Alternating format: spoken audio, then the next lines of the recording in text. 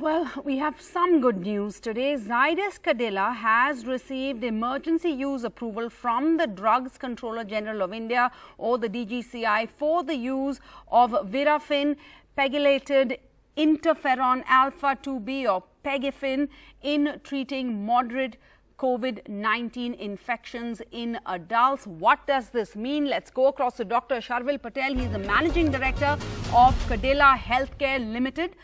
Thank you so much, Mr. Patel. You know, I had trouble pronouncing the name over there for a bit, but I can imagine soon this is great news. Why do you think this could be a household name that nobody should have any trouble pronouncing? Why have you been given emergency clearance?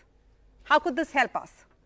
So the body's first mechanism to fight any virus is the production of type 1 interferons, which are naturally occurring in any human being.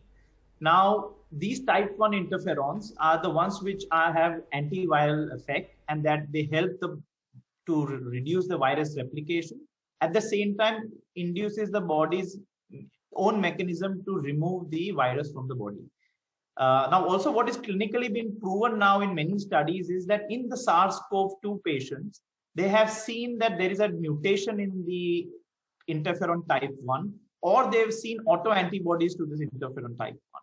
Looking at all of that data, we decided that we should potentially use this antiviral product as a treatment for COVID, and we did a large phase 2, phase 3 study in the country. And we have been able to show good clinical outcomes with the use of just one single dose of injection, which reduces significantly not only the symptoms, but also the viral load. And that is how we have been able to get the marketing authorization, emergency use marketing authorization in the country. Well, you know, this development, this nod from the DGCI, it comes at a time when we're combating the second wave. We are facing over 3 lakh cases in the last 24 hours, highest single day spikes. So the question is, when is this going to be available in the market? So I think we just crossed the first hurdle, but this is even a more critical hurdle for us to cross. Yes. We were producing very small quantities. We have just scaled up to immediately start producing 50,000 doses monthly, which means for 50,000 patients. But in next 45 to 60 days, we would have more than 10 to 15 lakh doses. So that would mean 15 lakh patients who could get covered.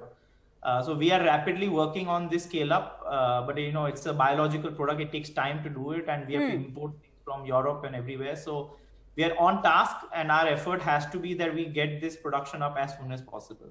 Okay, of course, Godspeed to you, Godspeed for all of us, because all Indians need this. It's a single dose subcutaneous injection, basically. Is that right? And I want to just understand this. I want you to put this in simple language for all of our viewers. What this means is, if you don't have a serious case, it really helps somebody who's an adult who doesn't have a serious case of COVID.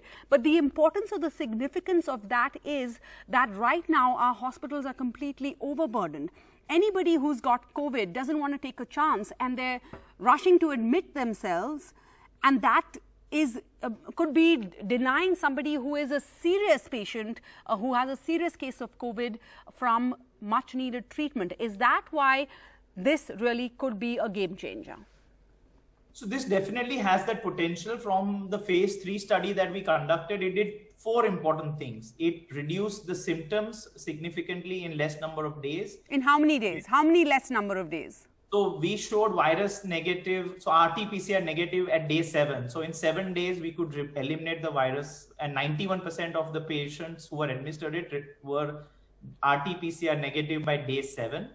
We also showed the less oxygen. So we significantly reduced the level of oxygen for people who are hospitalized who were administered pegylated interferon.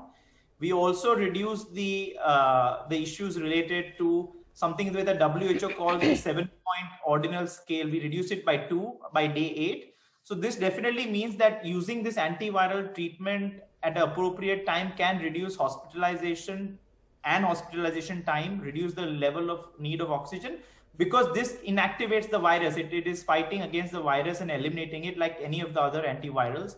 What we have shown in our in vitro studies is this is multiple folds more potent than any of the antivirals that are currently used for treatment. So we are hoping that we similarly are able to show this as a large benefit when real use happens in the country, and we are able to demonstrate the same as we did in our clinical trials. But Dr. Patel, I want to understand something else. You're saying you could show you are negative in 7 days, but isn't what is most critical is whether you are contagious? Because we know that, you know, doctors have been advising that if you have COVID, you could after 14 days to be showing positive, but you're not contagious, or you could in 7 days show you're negative, but they still advise that you stay at home. So could you clarify when you say that this antiviral Virafin will give you a negative result in 7 days, what does this mean for you being contagious? So as I said, one is just the RT-PCR effect. The other are the clinical effects. We talk about use of oxygen. We talk about the reduction on the WHO ordinance scale by 2 log orders. We talk about the reduction in terms of number of symptoms that you get to see. So I think all of those are additive effects, and this met this efficacy trial data. So, I mean, beyond this, what it really means is if you take the drug at an appropriate time, which is not too late, you are potentially looking at lesser chances of getting severe on oxygenation, severe on hospitalization, and potentially avoiding hospitalization. Because it's an antiviral treatment, it should be given as early as the doctor feels and deems possible. All right. And lastly, Dr. Patel, you know, at this point of time, we're facing a shortage of almost everything in the country, including medicines to treat COVID. This antiviral, Virafin, your antiviral, is that a substitute for any of the others? You hear of shortages of, you know, Fabiflu, for example. Is it a substitute? Because then, of course, that is the other reason to celebrate. So 2 things. This phase 3 study was done against standard of care. So this was not a placebo controlled study. So one type of patients got our drug and the other part of patients did get standard of care.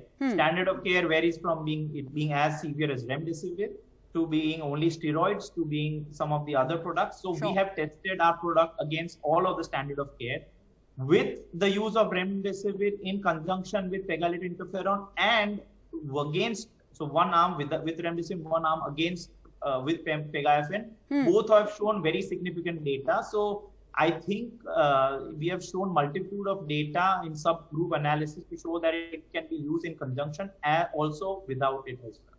But more will be by clinical experiences by medical practitioners once they start using the drug. All right, Dr. Shraval Patel, congratulations. Thank you for the work that everyone on your team has been doing, and we wish you Godspeed. Thank you for your time.